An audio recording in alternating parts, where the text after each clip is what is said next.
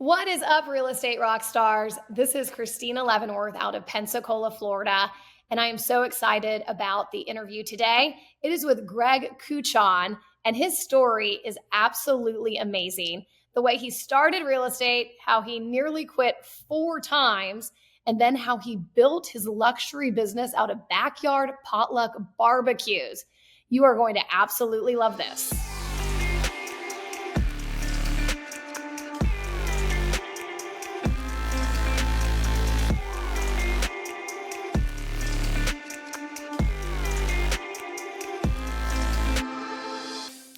Without further ado, I am so excited to talk to Greg Kuchan.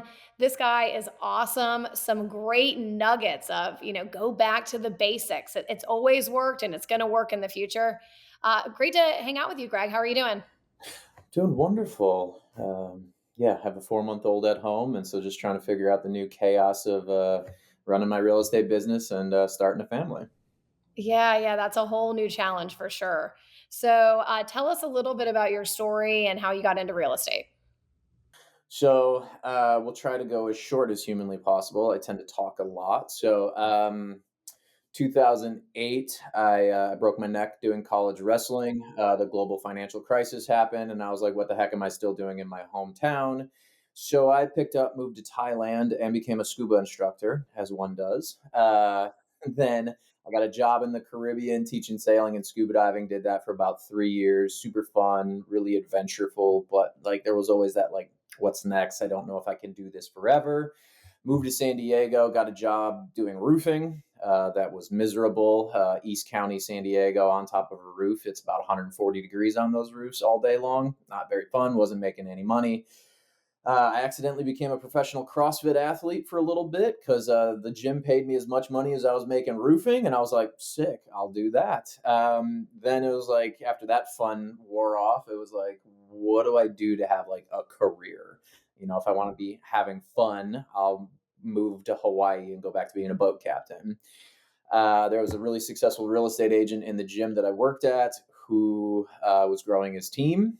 So I said, screw it. I've spent $1,000 on worse things. So 3 months later, joined his team, and his brokerage and split was really interesting. He was number one on Yelp and did a lot of first time home buyers. And so I did what was called essentially from consultation to close.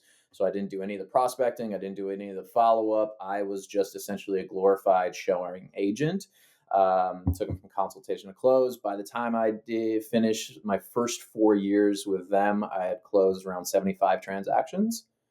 So I had a lot of reps, but I didn't really understand how to build my business, and the split was pretty low on my end for me personally. And so I joined a different team because I was on the verge of quitting. My first 6 months in real estate, I made about $1,000. And I was like, what am I doing? I've burned through all of my savings. It was like, this is hard and difficult. And then you get that first paycheck and you're like, oh, dang, I don't know what I'm doing here. So I looked into becoming a property manager with my, new license. And I was like, oh, that's a lot of work, not a lot of pay. It doesn't look fun. And you're back to like a 9 to 5. I tried to get my PhD. I went and, took the GMAT and studied and applied and did all that stuff. And I was like, cool, I'm competing against, 400 different international students with 4.0s and master's degrees and PhDs everywhere else. And, a couple other big ideas and different this and different that, a lot of ADD bouncing all over the place. And I met up with somebody who I also knew was successful in real estate. And I was like, just trying to pick their brain of like how like I knew this person from when they were like chain smoking, blacking out drunk, and would show up to the gym hungover, and like all of a sudden they're like selling 30 plus $1 million in real estate. And I'm like, all right, what did you do? Because like I knew you before and now you're like really successful. And what was supposed to be picking their brain turned into a job interview, which I didn't know. And so then I switched from this mom and pop brokerage to Douglas Elliman, where I've been now for 6 plus years, and joined a team where the first one was here's a client, service them till close, to, okay, cool. You have to close 12 transactions this year or you're off the team. We're here to help you out. And that was kind of like oh man, like, yes, I had closed 75 transactions, but technically none of those were my past clients. And so I was had a whole bunch of experience, but no past clients, and I was like, all right, how do I do this? I was pretty fortunate that a few clients um, came back to me. And so I had a few like sell then buys. So in the first quarter of that year, I had 4 transactions under my belt that were like my clients. So it gave me a little bit of relief. But working with that team, I really learned, the prospecting, the following up, the nurturing, and kind of going back to, like, I was a boat captain, I was a scuba instructor, I was a reluctant real estate agent. I was like, how am I going to build my business the way that I want to run it? And so I've been talking a lot, so interject No, anytime with no, questions. no, you're doing great. It's all fascinating from breaking your neck to Thailand to CrossFit. So definitely bouncing around a lot. How did you find consistency in your real estate business to make it sustain when I don't really think that might have been your path before that? Oh yeah, I mean, ADD and following what was fun, can only take you so far. You got to eventually knuckle down. So that's where, looking at how to build my business was, I don't want some stranger knocking on my door. I typically either mess with cold callers just for fun to see what they're scripting and how good they are with their language, or I just straight up hang up on them. So like I wasn't going to do those two things. So there's door knocking, there's expireds, there's working online leads, all out the window. So I continued to volunteer at the CrossFit gym for a few more years because I was getting clients out of that. I joined a running group, mainly to meet new friends, meet new people, but also, I started doing some transactions out of that group. And then I joined a networking group, so BNI, which I've been a part of that now for 5 years. And it kind of just organically, from being a reluctant real estate agent and wanting to help people and not wanting to sell, I was like, well, if I'm going to do that, I want to work with people that I like and that I know and I like and I trust. And so it was mainly just honing down and systematizing like the, by referral only, or your sphere of influence networking, or, whatever you want to call it. And like on my home screen, if I move our little recording right now, I have just the basics. If you're a AAA client, you're calling them every day. If you're a B client, you're calling them 1 to 2 times a week. If you're a C client, I'm calling you every 2 weeks. Everybody else, that's a client or a lead, I'm calling you once a month. And then I have And you have this like on everybody. an Excel spreadsheet or just on a Oh document? no, so I mean, if I could share you my screen, but literally my background. I made a custom background image for my computer, and I have labels in the background. So I have folders all over the place, and so all the folders are categorized in underneath their label, which is like the image, and then at the bottom of the image is just exactly what I was reading off, and it's there all day, every day, so that kind of what I tell newer agents when they ask me advice is like, you got to be Forrest Gump when it comes to real estate. He's like, I started running, and then, like, it's just like, if you overthink it, you try to overcomplicate it and you overanalyze it, you're going to be outrun by the guy who just shows up and does the activities and keeps moving forward. And so keeping that simplistic mindset of you talk to a lot of coaches and they will say, all right, 100 calls a week. How many agents do you know that can sustain 100 calls a week for any period of time? So most of the time it's like, yeah, you're trying to break them out of the mold, trying to break them out of their like bad habits and get them into activity and action. But if you push too hard on like how much you're doing, you're going to get on that real estate roller coaster. Like, you're prospecting, you're getting clients, you're doing deals, all of a sudden all your prospects fall off, and then your deals have closed and you're like, oh crap, I have no leads, I have nothing going on. And it's just up and down. And then you go back to calling 100 people a day, and it's just this never ending roller coaster. Um, kind of similar to people who build their business off of open houses, cold calling, door knocking, is that like, they're spending so much time doing that activity that they're afraid to stop doing that activity to start something else because this is how they've built their entire business. Yeah, I've been fortunate enough where I am super talkative, super social. I like to get in front of people, throw parties, and it's just like I want 5 contacts a day. That's it. So 25 a week.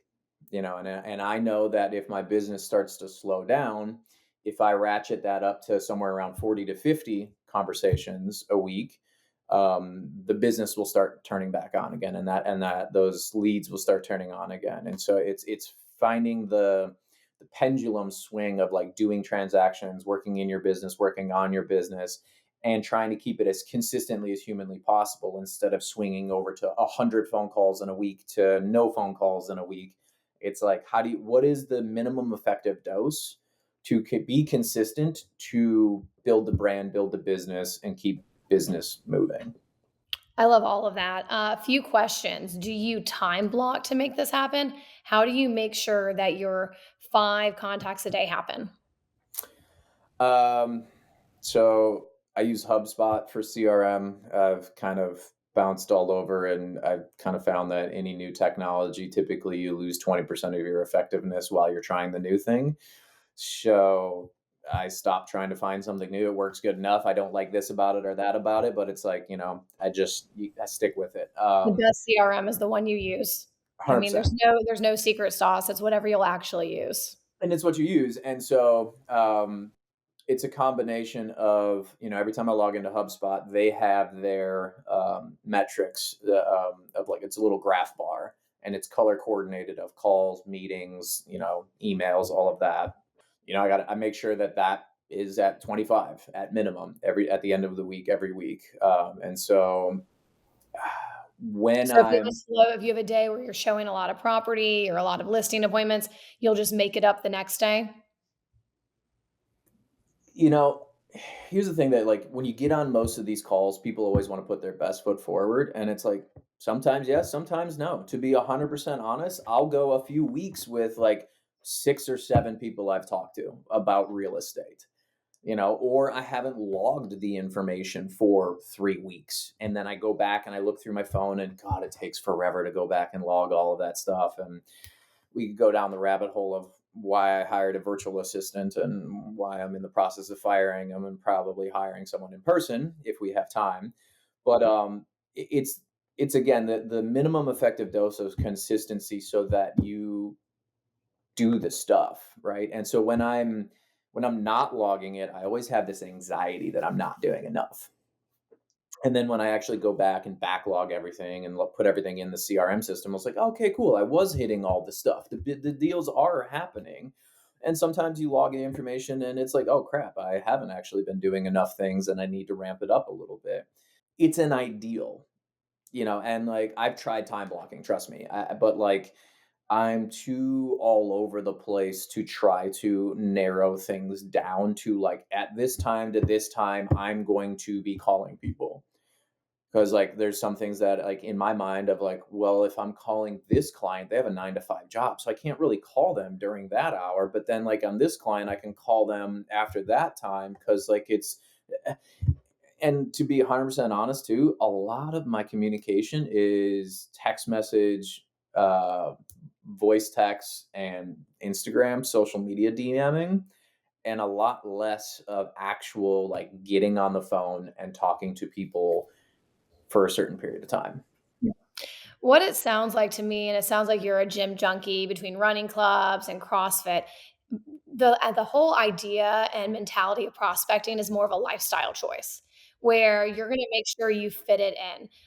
Again, it may not be the same time every day. It may not be time blocking, but if you're at that kid's birthday party, you're talking to 2 or 3 people about real estate and you're doing it in different ways. And I have a similar personality to that where I'm just doing it kind of all the time versus other people, they do need that time blocking and you need to figure out what works. But at the end of the day, you got to be talking to people. Yeah. And also, there's so much to talk about in all these conversations, right? But like, My disc profile. So I like to use the disc profile, one, because it was taught to me, and two, it simplifies it down into four categories of DISC, right? Like I'm a high ID, so like I like to talk and I make decisions pretty quickly, but like in order for me to make the decision, I like to talk it out with somebody, and so like understanding personalities and profiles and all that kind of good stuff. Like in hindsight, when I look at how I built my business, aka how I stumbled through and just all of a sudden I'm here, um, is like yeah, being that reluctant real estate agent, being like in the beginning when they're like, crap, I'd be making more money doing scuba diving and sailing a boat. It's really hard to stick with the new thing, the real estate thing. But once, year 7, year 8, when like success started really coming in for me, it's like, what am I going to do? Start over again? I'm 8 years into this. I'm finally seeing success. What am I going to go f off and like go sail a boat again? Like, no, it's not going to happen. So the team that I joined with Douglas Elman, when I first joined, the team leader became a coach. Um, and like I like cooking, I like having parties, I like having people over at my house, and so we systemized it. And so this was like right before COVID happened. I started potluck around the world, which was essentially I would invite all of my friends to come to my backyard, and I would make food, and we would do it potluck style, so that one, it wasn't a financial burden on myself, and two, it gets people involved. And so we would pick a different region, a different country, a different theme, and I did it for an entire year. And like the funny thing was is I'd be half the time I'd be like tipsy, I'd be drinking, I'd probably shirtless, and I'd be in my backyard grilling and hanging out and talking to people, and there'd be 35 to 50 people in my backyard, and I probably sold 80% of people who consistently showed up to that potluck at my backyard a house. But you were authentic and you were yourself. I think that's the key And there. but here's the key little thing that made, I think, all the magic happen of real estate conversations coming up is 99% of the people at the party all knew me, liked me, trust me. We either surfed, we ran, we did fitness together, and I'd always invite one person from my professional sphere to come to the party. So like I'd invite a home inspector, I'd invite a lender that no one knew. I'd invite the title rep or something like that. And so it would be everybody knows kind of everybody else tangentially. And then it'd be like, who are you? How do you know Greg? And it was the perfect marketing for me, because it's like, oh, I work with Greg in real estate. I help him do fill in the blank. Like I do all of his home inspections. I work with Greg all the time, and he's great. He's amazing. Like, and But he he was was doing selling all the you. networking. Yeah, he was selling you to them. Was this an idea your coach and team lead gave you, or did that just happen organically? You happened to invite someone and you're like, "Man, that worked." But whenever I run, that was one of the podcasts I would listen to on my rotation. And so that's how I really got started with real estate rock stars and was interested in the mastermind. Dang, I've got so much value out of the podcast that I obviously wanted to be there, and I've gone every year since. Hey, you're going to come out here and we're going to teach you about some lead gen. And we do plenty of that stuff. But what really happens is people leave with their lives changed. Listeners, if you are thinking about coming out, find me on Instagram. I've got links and stuff on there. You can DM me for info. It's at Aaron Amuchastegui. Or you can go to our website, realestaterockstarsmastermind.com. We've got 2 options for ticket. This week is $900 for a single ticket, or you can do a payment plan where you do like 4 payments of $250, so you can lock in a ticket. So guys, if you're out there, you think, man, I wish I would have gone to that. That's something that I need next year. I know it's hard to buy something like 10 months ahead of time. Be like, why would I do that? Why can I think so far ahead? But hopefully you can be a little inspired. Do it this way. Yeah. The structure was do what you like consistently, cooking food, bringing people over.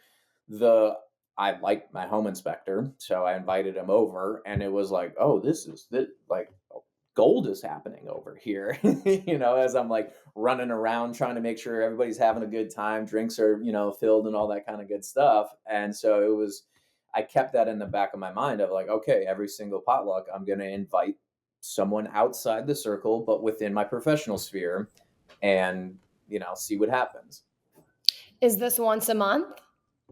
So I did that all before meeting my now wife and family. So it was for about 2 to 3 years I did it. And yes, it was once a month. I since getting married, buying a home, having a kid, that all kind of threw that aspect of the consistency off. We just renovated our yard, looking at my backyard right now, trying to move back towards maybe not monthly, but like quarterly, having, backyard barbecues and inviting. So, it's the activities that I'm doing are kind of ever evolving. I try to stick with something for as long as humanly possible. But as like life changes and the business changes, it's the activity per se changes a little bit, but the mindset is always the same. Of like I started a surfing networking group, and it like was in person for a little while, then it kind of boiled down to like it's a WhatsApp text message chain, and it's just 70 people who I all know personally who surf. And it's just like, where you going, what you doing, what's the conditions like over here, anybody got free time at that time. And it's something that I created that it kind of just keeps chugging along in the background. There's always a conversation back there. um, and opportunities come out of it. So it's the whole idea is to try to create as many opportunities for myself in things that I like to do that doesn't feel like sales. No, I love that for sure. And you've been doing this for about 10 years and you sell around 15 homes a year, average price point a million, so about 15 to 20 million a year. That's awesome. And this really didn't get kicked off until you're about year 5 or 6, right? Yeah, because the first 3.5 years was with a team where they handed me clients at a low split. And then like year 4 is when I joined this team where I had to generate my own business. And then I was with that team for almost 4 years as well. Uh, and COVID was a few years of that. So it was kind of like I was learning to build my business year 1 with them. Year 2, like things were starting to really happen. And then like year 3 was COVID. And it was like business is chaos. You're servicing as many people as humanly possible. Like, that's the largest dollar amount I sold that year, and the second largest number of clients I helped in 1 year. But oddly enough, I actually made less money than the year before because the commission compression during COVID here in Southern California. Got it. Um, Back to your backyard barbecues. yeah. Did you do a Facebook invite or did you just text a bunch of people? How did you like get Uh, people at your yeah, house?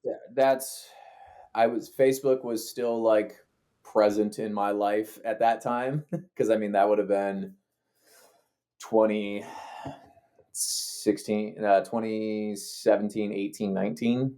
In that range is when I was doing the potlucks. And so Instagram wasn't as popular. Facebook was still kind of more, I know groups and all that still exist. I just personally stopped using it. So yeah, there was always that level of an evite, a Facebook group, like those kind of things. But personally, it always boiled down to who was I inviting via text message, Facebook, or not Facebook, text message or social media of some sort. um, and you can now schedule texts and stuff like that with some of these new updates. But back in the day, like on the iPhone shortcuts, someone showed me how they created a shortcut on how to mass text people with like the same message. And so I created lists of people in my phone and then record a video of like, hey, this month's potluck is, Asian themed, like bring some sort of something that, has kind of a theme with Asian. And I'm going to make a big dish of this, and, everybody bring a side. And I then would, hit send on that list, and it would every 3 seconds text, the 50 people or whatever that was on that list. And so I'd make one video, mass text a bunch of people, and then see what happened. And Some days it was when I went and like bought a brisket and spent $150 on this massive brisket. It was nerve wracking of like how many people are going to show up. And then you're frustrated when all the leftovers are gone. Yeah. But I think it boils down to consistency. I think everything you're saying is consistency. You can't do one backyard barbecue and have a home inspector there and sell 15 million in business. It's doing it time after time, and you happen to like it, so that helps, and finding something you like to do. And I think that whole nugget of having, a professional in your field there that is going to sell for you. That's incredible. It's a Yeah, great idea. I don't think I've ever How's your heard market anybody doing? else say that. Oh, sorry, go for How's it. your market doing in San Diego? Good.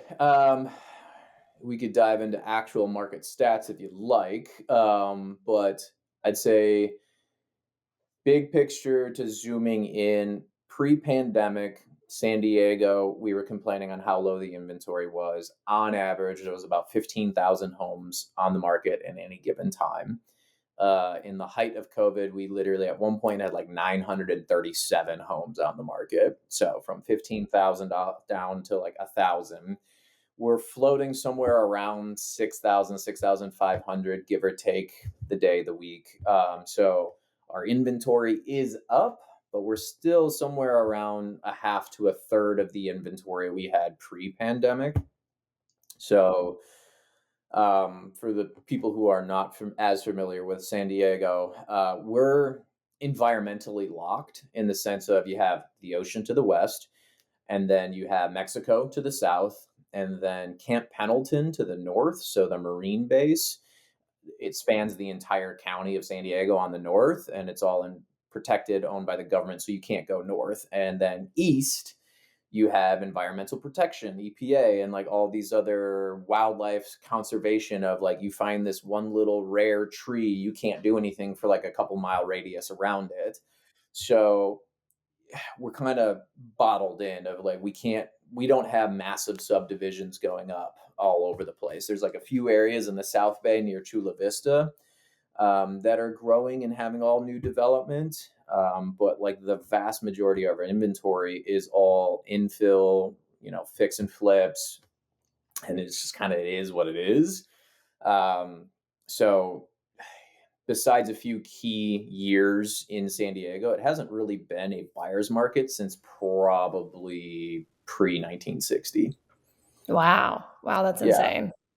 Especially if you go like national averages of like, a homeostasis economic is somewhere between 3 to 6 months of inventory, like, but closer Yeah, to 6 months of inventory. Like, we don't have 3 months of inventory. like yeah. we're up to You're 2.1, and that's a 24% gain from last year of yeah. months of You guys inventory. are definitely in a different situation than I think a lot of the country, where Yeah. we're looking at like 6 to 8 months of inventory, and it's been different for sure.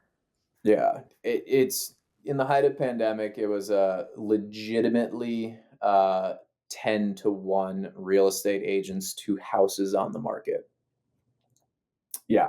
So it's, people are watching Million Dollar Listing. People are seeing like the average home sales price. If you take all inventory, is somewhere around $950,000. If you take just single family homes, it's 1.5 million, and that's average.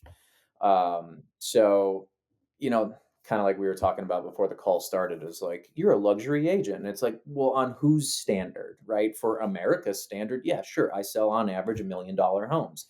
In most markets, that's a luxury home. For us, it's kind of entry level. 800 to 1.2 million is, if you want a house, you got to expect to pay in that range. So, have I sold a couple $4+ million homes? Yes. Am I capable of selling luxury homes? Yes. The more conversations I have with luxury real estate agents, I realize that more conversations I have with real estate agents in general, I realize that none of them have a plan. They get the listing agreement signed, they get the photos taken, they might make a social media video and they post it online, and then they just kind of like, and then it's like, it's time, it'll sell itself. The right buyer, price, reduce the price is like the vast majority of people's strategy. And this is the first time in my career I've had a home on the market for over 170 days. And so I've been very incentivized to try to find people who do have longer market times of like, what are you guys doing? Because it seems like everybody who I talk to in Southern California, they don't really have a plan past like 2 weeks on the market. Yeah, yeah. We have about 90 days on market, and we can talk offline on that, different things we're doing, because today's Yeah. about you. Last but not least, you mentioned the virtual assistant versus going to an in-person. I Yeah. recently did the same thing, so I'm kind of curious, your experience. Uh, so it was a few fold.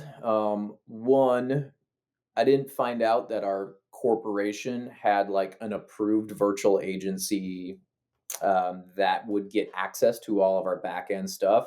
Douglas Elliman has very, very high security for accessing all of their built in CRM systems, their email marketing, stuff like that. So I didn't find that out till afterwards. So that was one kind of my bad. But the virtual assistant was good in the beginning because I had a bunch of remedial tasks to get done to kind of get them started.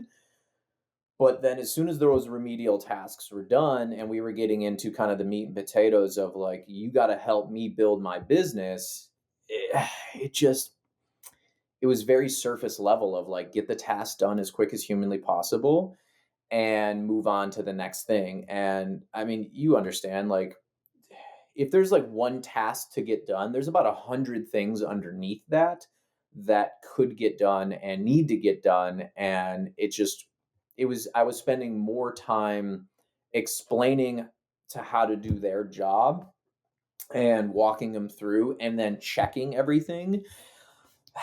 You know, here's an example that really perturbed me was I had these clients. They're looking to buy again an average price point home, but like 1 million to 1.2 in San Diego. Um, they really only preferred email communication, and so every Friday I had my virtual assistant tasked to like scour the market, find homes that meet their criteria, and send them like 1 to 2 homes of like, hey, this one popped up, looks pretty interesting, let me know if you want some more information, I'm available these times to go tour some homes this weekend. And I'd send that to all my active buyers. And I even created templates for him. So it was like literally just copy and paste. And, I went back and like something else got messed up. So I was like, oh, let me look at this. And I like look back and it was Justin and Amalia. And for 3 weeks straight, the email said Justine and Amalia. And I'm like, bro, it's literally their email addresses are their names. It's not like it was some sort of, when people weird email addresses, it was like the contact in HubSpot is Justin. It's like, where did Justine come from, dude? And then like you did it for 3 weeks in a row and didn't even notice. Like, and then I like tried to sit him down and be like, hey man, like just to kind of give you perspective, I don't want to sound like a butthead, but like this is like 5 years of your salary that like you're messing up if this client doesn't work with us. To put it in perspective, like I know it's just an email to you, but like it's a lot more to me. And it was errors like that you can kind of forgive, but like when they just keep stacking up over and over again, and like every month I send out the CMAs, the home equity reviews for my clients that closed in that month. And he had the wrong addresses, the wrong names, the wrong information in there. And it's just like, dude, like, again, I built the template for you. I showed you how to do it. We got on Zoom, we walked through everything. And it was just like, it was so frustrating that I was just like, all right, like, I know that this service based in the US costs X, or this person who I've been working with costs Y. And it's 5 to 8 times what I'm paying this virtual assistant. But like, I mean, I'd be talking to my wife and bashing my head against the wall of like, he messed up this, he did that. And it's just like, so it was just like after so many errors, it was just like, I don't want to start over and give another person 4 months of leeway to try to train them, learn, and all that. Where it's like, I know somebody right now who's looking for a job who's got 5 years experience and does exactly what I need them to do. And we've been kind of, like tiptoeing around the conversation of like, I'm going to essentially try to poach this person from this other team. And I want to go that direction because I need someone who I can collaborate with, who's going to bring more value, then like I spend so much time just to get you to do this task that I've lost all confidence in you, that I'm not even giving you any task list. I mean, I still have a month and a half on the contract with these people because I signed a 6-month contract with them. And it's like, I don't even know if I want to like give him anything to do because he messes everything up. So when I had a virtual assistant, like I'd have them upload photos to the MLS, and then I also had a template of the order I wanted them in, and I would always check this. MLS input, again, I would always check it. Different things like that, or posting teams just sold, but sometimes he would put a different team member's face on there than the correct one. Things like that. I think that you have to just give them very remedial tasks for the most part, unless you're willing to put in so much time. And then now we have an in-person assistant, which is great, where I can just sit with her. We're talking every day, and there's no barrier with the language. Even though they speak perfectly, it's still a different culture and all that. So I get where you're coming from. Anyways, so I've had so much fun talking. I think we went over our limit. How do people find you? And is there anything else you want to add? Everything is greg.kuchan across every platform. Sorry, I ramble too much, but when I signed up for my my DRE license, I put my full name, Gregory Kuchan. And so like everything corporate, my email, my website is all Gregory Kuchan. Greg.Kuchan, Gregory.Kuchan. You'll find me anywhere across everything. Would you want my last comment to be towards other real estate agents, or what do Yeah, you want other real to? estate agents, give them your best advice. You're overthinking it. Don't negotiate the work. Just find an activity you can do consistently and you will be successful. Awesome. I love it. Thank you so much. You'll find him at greg.kuchan on Instagram, probably the easiest one. And thank you so much for joining us. Thank you. Talk soon.